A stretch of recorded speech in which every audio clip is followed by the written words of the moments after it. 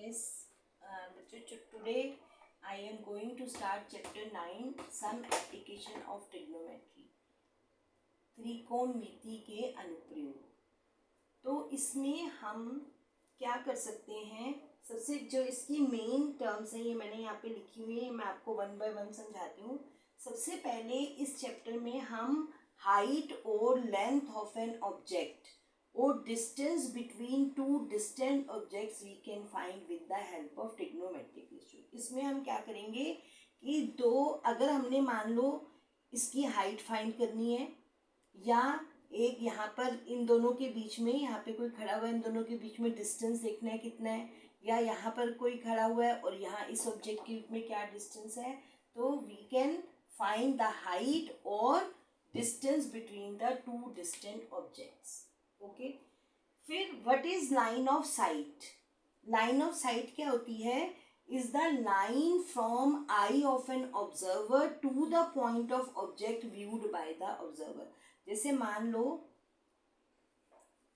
ये एक बिल्डिंग है, यहाँ पर कोई ऑब्जेक्ट है और यहाँ पर खड़ा होके कोई इस ऑब्जेक्ट को देख रहा है, तो उसकी लाइन ऑफ साइट क्या होगी, ये देख रहा है, यहाँ खड़ा होके इसको देख रहा है, तो ये लाइन ऑफ साइट इस हॉरिजॉन्टल के साथ जो एंगल बनाएगी, this is called the angle of elevation, या हिंदी में इसको कहते हैं उन्नयन कोण।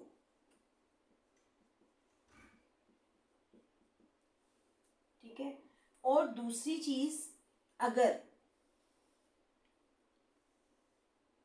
ऑब्जर्वर ऊपर खड़ा है, यहाँ ये बिल्डिंग है, यहाँ बिल्डिंग के ऊपर कोई खड़ा हुआ है और ये सड़क है, सड़क के ऊपर जाती हुई कार को देख रहा है। ऊपर से नीचे जब देखते हैं तो हॉरिजॉन्टल क्या होगा उस वक्त, ये, और लाइन ऑफ साइट क्या होगी, ये। तो ये अब बहुत बच्चे इसको ले लेते हैं, ये वाला, और हॉरिजॉन्टल ये है उस केस में, और ये जब नीचे देख रहा है तो ये लाइन ऑफ साइट है। तो ये वाला एंगल जो है उसको हम कहेंगे angle of depression, angle of depression या अवनमन, यानी कि जब हम नीचे से ऊपर देखते हैं तो उन्नयन कोण बनता है। अगर हमें क्वेश्चन में उन्नयन कोण दिया हुआ है तो इसका मतलब वो ऑब्जेक्ट जो है, ऑब्जर्वर नीचे है और ऑब्जेक्ट ऊपर है। और जब अवनमन कोण या एंगल ऑफ डिप्रेशन दिया हुआ है तो ऑब्जर्वर ऊपर खड़ा हुआ है और नीचे किसी चीज को देख रहा है। ठीक है, तो ये दो बातें बिल्कुल क्लियर होनी चाहिए कि उन्नयन कोण क्या होता है और अवनमन कोण क्या होता है। अब हम इसके ऊपर क्वेश्चंस करेंगे from exercise 9.1।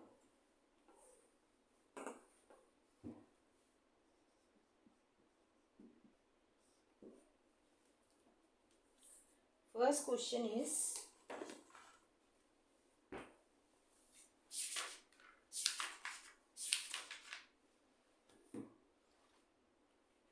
a circle artist is climbing a 20 meter long rope। इसमें आपने क्या करना है, पहला काम है क्वेश्चन की स्टेटमेंट को समझो और समझ के साथ फिगर बनाते जाओ। अ circus artist is climbing a 20 meter long rope। एक सर्कस आर्टिस्ट जो है वो 20 मीटर लॉन्ग रोप पर चढ़ रहा है। ये रोप है 20 metre long rope which is tightly stretched and tight from the top of a vertical pole. आपने जरूर तार को बंधा हुआ देखा होगा, ये पोल है और इस पोल से टाइटली ये रोप बंधी हुई है, और ये रोप जो है वो कितने मीटर है, 20 metre. Okay, if the angle made by the rope with the ground, अब रोप ये है और ग्राउंड ये है, इन दोनों के बीच का एंगल कितना गिवन है, 30 डिग्री। तो what we have to find? We have to find the height of this pole, A, B, C। Height को हम क्या मान लेते हैं, h। ठीक है, अब आप देखो इसमें हमें क्या करना है, पहले हमने क्वेश्चन को देख के फिगर बना ली। अब हमें ये देखना है कि जो हमें दिया हुआ है और जो हमें निकालना है उसमें क्या रिलेशन है, जो दिया हुआ है और जो निकालना है। अब हमें जो दिया हुआ है उसको, जो निकालना है उसको ऊपर रखना है, जो अननोन है, जो हमें नहीं मालूम, तो h यानी कि p। अगर ये थीटा है तो ये p है और ये क्या है h, 90 डिग्री के सामने ये h है। तो हमें निकालना क्या है p और दिया क्या हुआ है h। तो p और h में क्या रिलेशन होता है, सबसे पहले हम लिखेंगे let AB is the pole of height h metre. ठीक है, अब हमने कैसे सोचा, जो निकालना है उसको ऊपर और जो दिया हुआ है उसको नीचे। तो निकालना क्या है p, दिया क्या हुआ है h, तो p बाय h क्या होता है साइन थीटा। तो P is H in triangle ABC H upon 20। P by H क्या होता है, साइन थीटा लगेगा इसमें, साइन 30। तो H upon 20 is equal to sine 30 की वैल्यू क्या होती है 1/2। तो 2H is equal to cross multiply करोगे 20, तो H कितना आ जाएगा 20/2। तो हाइट ऑफ द पोल कितनी आ गई 10 मीटर। So simple. क्या स्टेप्स होते हैं इसके, क्वेश्चन पढ़ो, फिगर बनाओ, फिर देखो कि हमारे पास अननोन क्या है, P अननोन है या B अननोन है या H अननोन है। तो ये यहाँ पे क्या अननोन था P, दिया क्या हुआ था H, तो P बाय H हमारा इस पे लग गया sine. Next question, question number 2। A tree, very important question. A tree breaks due to storm and the broken part bends so that top of the tree touches the ground making an angle of 30 degree. क्या है, एक tree है, suppose this tree का होगा, horizontal बनाया, ये tree बनाया, tree जो है ये क्या हो गया, टूट गया due to storm and touches. अब इसका ये हिस्सा टूट के, आपने ट्री को जो देखा होगा टूटा हुआ, ऊपर वाला हिस्सा टूट के नीचे आ गया और ये नीचे आकर कितने डिग्री का एंगल बना रहा है 30 डिग्री का। The distance between the foot of the tree, foot of the tree ये है, where the top touches the ground, जहाँ पे इसका ये टॉप जो है वो टचेज द ग्राउंड, ये जो इसके फुट से और जहाँ पे टॉप आके गिरा उनके बीच का डिस्टेंस कितना दिया हुआ है 8 मीटर। आपको फाइंड करना है हाइट ऑफ द ट्री। अब ये पूरी फाइंड करनी है। अब इसका कुछ हिस्सा यहाँ है और कुछ हिस्सा इसका यहाँ है, अगर इसका मतलब हमें इसमें ये भी निकालना है और ये भी निकालना है। तो अगर इन दोनों को हम जोड़ देंगे तो हमारे पास क्या आ जाएगी height of the tree. Question समझ में आ गया सबको। यहाँ से ट्री टूटा और टूट के जमीन पर आकर गिर गया, कितने डिग्री के एंगल पर 30 डिग्री के एंगल पर, और जहां पर ये आके गिरा और जो फुट ऑफ द ट्री है इनके बीच का डिस्टेंस कितना गिवन है 8 मीटर। ओके, हमने फाइंड क्या करनी है हाइट ऑफ द ट्री। तो हम इसमें क्या करेंगे, इसको ले लो ABC। हाइट ऑफ ट्री क्या होगी, या पेड़ की ऊंचाई क्या होगी AC प्लस BC। कुछ हिस्सा यहाँ है कुछ हिस्सा यहाँ है। तो पहले अब हम AC को लेके अगर चले तो हमारे पास अननोन क्या है P और गिवन क्या है B। तो P बाय P, जो चीज नहीं मालूम P नहीं मालूम, और दिया क्या हुआ है B, तो P बाय B क्या होता है, पंडित बद्री प्रसाद हर हर बोले। P बाय P क्या होता है 10, तो इसमें हम क्या लगाएंगे 10। इन ट्रायंगल ABC AC अपॉन ये P है और B कितना है 8, और ये आपको समझ में आ गया होगा कि 10 क्यों लगाना है पे 10 30। तो AC upon 8 is equal to 10 30 की वैल्यू क्या होती है 1/√3। तो √3 AC इज इक्वल टू 8, तो AC क्या हो जाएगी 8/√3। और और इसको √3 से ऊपर और √3 से 8√3/3। तो ये AC आ गई 8√3/3। अब हमें क्योंकि हाइट निकालनी तो अब हमें BC भी चाहिए। अब BC इस ट्रायंगल का क्या है, हाइपोटेन्यूज, और गिवन क्या हुआ है, बेस। तो मैंने आपको बताया था ऊपर अननोन H अननोन है और नोन क्या है, B। तो H/B, ठीक है। तो B/H भी लगा लो आप, उससे थोड़ा और इजी हो जाएगा। B/H, B क्या है, AB, H क्या है, BC, is equal to B/H क्या होता है, कॉस थीटा कितना है, 30। तो AB 8 है, BC हमें निकालनी है, और कॉस 30 की वैल्यू होती है √3/2। √3 BC is equal to 16, BC is equal to 16/√3। जब भी रूट नीचे आ जाए उसको रेशनलाइज करना बहुत जरूरी है। तो BC क्या हो जाएगी, 16√3/, ठीक है। तो हाइट ऑफ द ट्री क्या हो गई, सो हाइट ऑफ ट्री हो जाएगा, इन दोनों को लिखा था ना हमने AC + BC। AC कितनी है, 8√3/3, BC कितनी है, 16√3/3। 3 LCM आ गया, 16 and 8 24, 8√3। तो हाइट ऑफ द ट्री कितनी हो जाएगी, 8√3 मीटर। Now question number 3।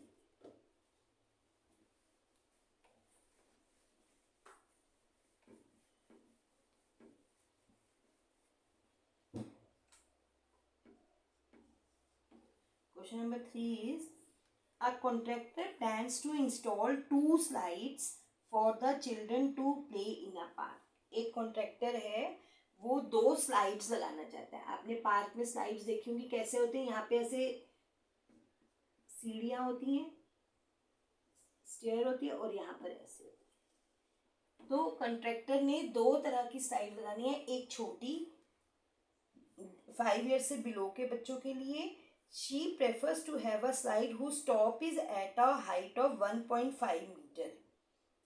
5 साल से छोटे बच्चों के लिए ये जो इसकी टॉप है, ये टॉप है, ये डिस्टेंस दिया हुआ है 1.5 मीटर, और जो ये इंक्लाइंड है ये 30 डिग्री पर इंक्लाइंड है। ये बिलो 5 ईयर्स के बच्चों के लिए, 5 साल से कम बच्चों के लिए। और एक दूसरी स्लाइड जो 5 साल से अबव बच्चों के लिए है, बच्चे बड़े जो हैं, तो उनके लिए वो हाइट जो है वो 3 मीटर, जो इसकी टॉप है स्लाइड की, से स्लाइड ऐसे होगी, जो इसकी टॉप है वो 3 मीटर की हाइट पर है, and it is inclined at an angle of 60 degree. इसको ले लो ABC, इसको ले लो PQ। Okay, now the question is, what should be the length of the slide in each case? जब ये छोटे बच्चों के लिए लेंथ ऑफ स्लाइड क्या है, AC निकालना है, और इसमें क्या निकालनी है, PR। तो इन ट्रायंगल ABC, अब फिर देखो क्या दिया हुआ है, P, निकालना क्या है, H। AC निकालनी है ना, स्लाइड ये है, तो P/H क्या लगाओगे, साइन थीटा। AB/AC। अब लोगे AC क्या है, स्लाइड है, AB/AC is equal to sign. क्यों लगा, क्योंकि P हमें गिवन था, निकालना क्या था, H, और P/H क्या होता है, साइन। तो AB इज 1.5, AC आपको निकालनी है, और साइन 30 की वैल्यू होती है 1/2। तो क्रॉस मल्टीप्लाई करोगे, AC इज इक्वल टू 1.5 को 2 से मल्टीप्लाई करोगे, तो AC आ जाएगी 3 मीटर। नाउ इधर देखो, इन ट्रायंगल PQR स्लाइड कौन सी है, PR इज स्लाइड। इसमें भी सेम, P गिवन है और H निकालना है, तो PQ अपॉन PR, इसमें भी साइन लगेगा।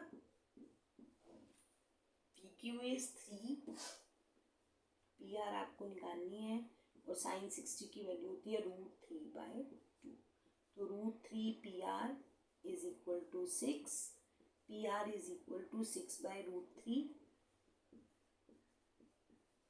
नाउ √3 इंटू √3 इज 3 और 3 2 ज़ा 6, तो PR 2√3। अब अगर आपको क्वेश्चन को देखना, क्वेश्चन में अगर √3 की वैल्यू गिवन है तो आप यहाँ पे √3 की वैल्यू पुट करके उसको 2 से मल्टीप्लाई, और अगर गिवन नहीं है तो आपने इसको you can leave it here. Now question number 4,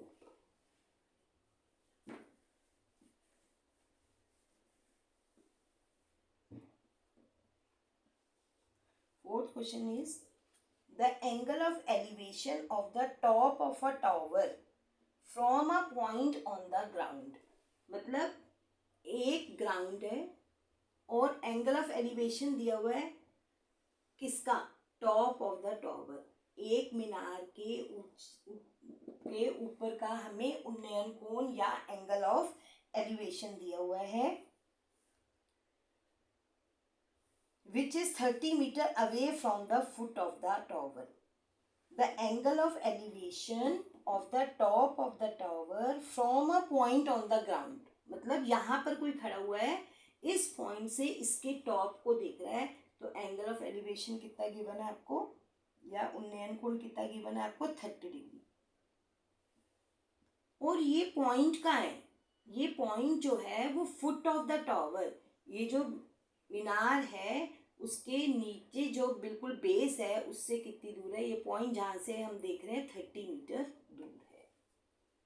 ठीक है, find the height of the tower, हमने क्या निकालनी है, हाइट ऑफ द टॉवर। तो let height of the tower is h, let AB is a tower, या मीनार है, माना AB एक मीनार है जिसकी ऊंचाई कितनी है, h मीटर, माना let AB is a tower of height h metre.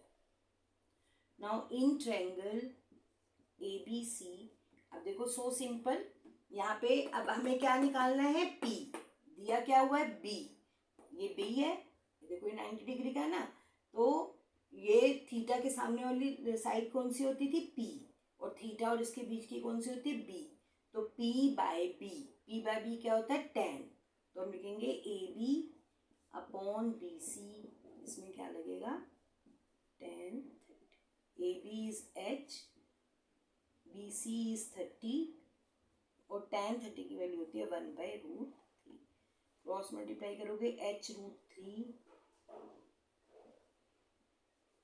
h हो जाएगा 30 अपॉन √3, तो √3 से ऊपर और √3 से 30 √3 और √3 इंटू √3 इज 3, तो h आ जाएगी 10√3। Okay, so this is the fourth question। Now question number 5।